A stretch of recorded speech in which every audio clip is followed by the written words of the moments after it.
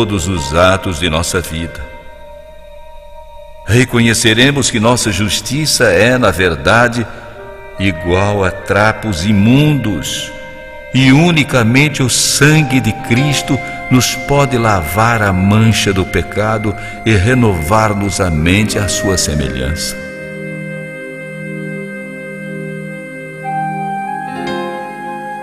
Um raio da glória divina, um vislumbre da pureza de Cristo que penetre em nós, tornará visível toda a mancha de pecado, revelando claramente os defeitos do caráter humano. Torna evidentes os desejos profanos, a infidelidade do coração, a impureza da linguagem. Os atos de deslealdade do pecador, desrespeitando a lei de Deus, são colocados bem claros à sua frente, e ele se sente abatido quando se vê diante da influência observadora do Espírito de Deus. O pecador fica aborrecido com ele mesmo ao contemplar o puro e perfeito caráter de Cristo.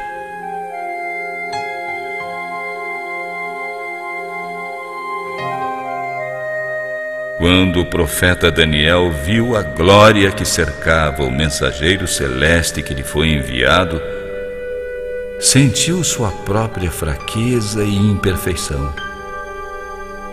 Descrevendo o efeito da cena maravilhosa, ele diz: fiquei pálido de medo e sem forças. Quando ouvi o anjo falar, desmaiei e caí de bruços no chão.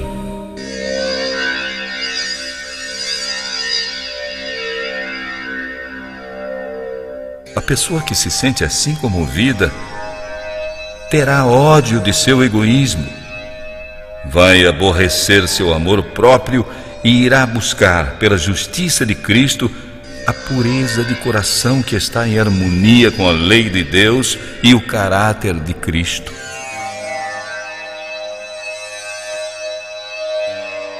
Paulo diz que, quanto à justiça que se alcança pela obediência da lei, no que se referia ao exterior, ninguém o podia acusar de nada. Quando, porém, compreendeu o caráter espiritual da lei, reconheceu que era um pecador. Julgado pela letra da lei, conforme as pessoas aplicam à vida exterior, ele havia se afastado do pecado. Mas quando olhou as profundezas dos santos mandamentos, viu-se a si mesmo como o próprio Deus o via. Prostrou-se com toda a humildade e confessou sua culpa. Ele disse: houve tempo em que eu desconhecia a lei e estava vivo. Mas quando vim a conhecer o mandamento, o pecado começou a viver e eu morri.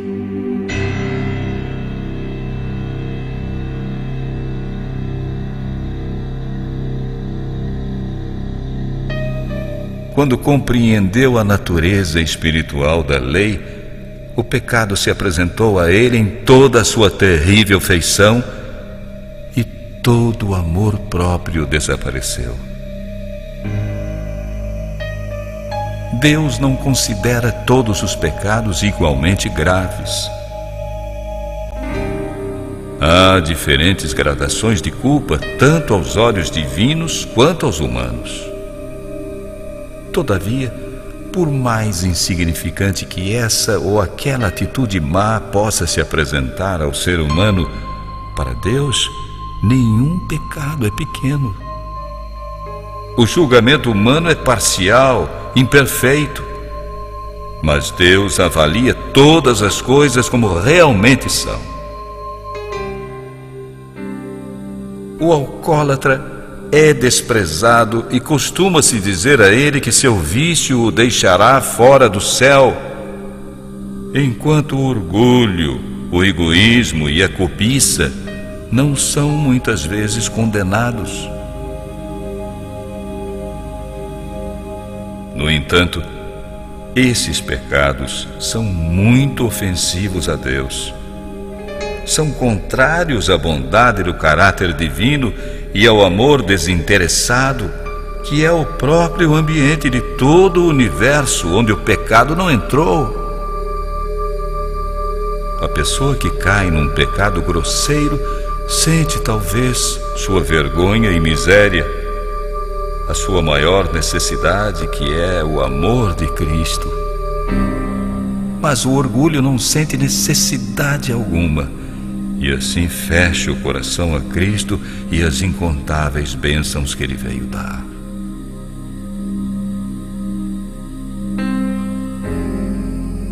O pobre publicano que orava: ó Deus, tem misericórdia de mim, pecador, considerava a si mesmo uma pessoa muito má, e os outros também pensavam assim.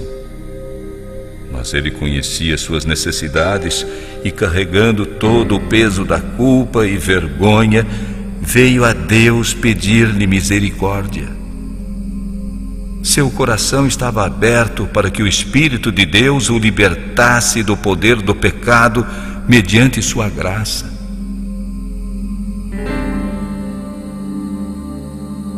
A oração orgulhosa e cheia de justiça própria do fariseu mostrou que ele tinha o coração fechado à influência do Espírito Santo. Pela distância em que se encontrava de Deus, não percebia seus próprios pecados em contraste com a perfeição da santidade divina. Não sentia necessidade de coisa alguma e nada recebeu.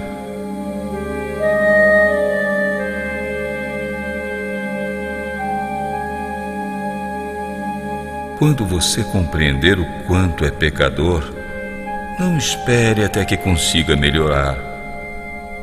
Muitas pessoas acham que não são suficientemente boas para ir a Cristo. Tem você esperança de se tornar melhor através de seus próprios esforços? Pode o etíope mudar a sua pele? Ou o leopardo as suas manchas? Nesse caso também vós poderíeis fazer o bem, sendo ensinados a fazer o mal. Só em Deus há socorro para nós. Não devemos esperar apelos mais fortes, oportunidades melhores ou um temperamento mais santo. Por nós mesmos nada podemos fazer. Temos de ir a Cristo exatamente como estamos. Mas ninguém deve se iludir pensando que Deus, em seu grande amor e bondade, salvará mesmo aqueles que rejeitam sua graça. O tremendo caráter maligno do pecado só pode ser avaliado diante da cruz. Se alguém insiste em dizer que Deus é bom demais para rejeitar o pecador, que olhe ao Calvário.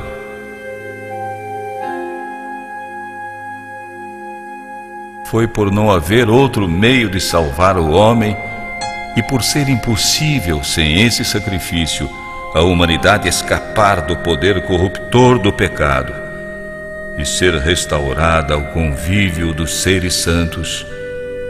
Impossível o ser humano se tornar de novo participante da vida espiritual, que Cristo tomou sobre si a culpa dos desobedientes e sofreu no lugar dos pecadores.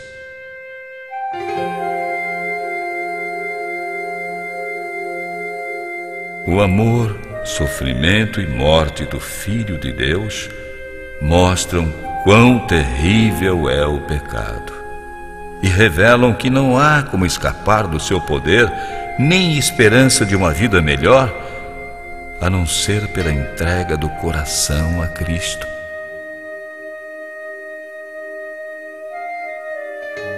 O pecador obstinado costuma se desculpar, dizendo a respeito dos verdadeiros cristãos: sou tão bom quanto eles.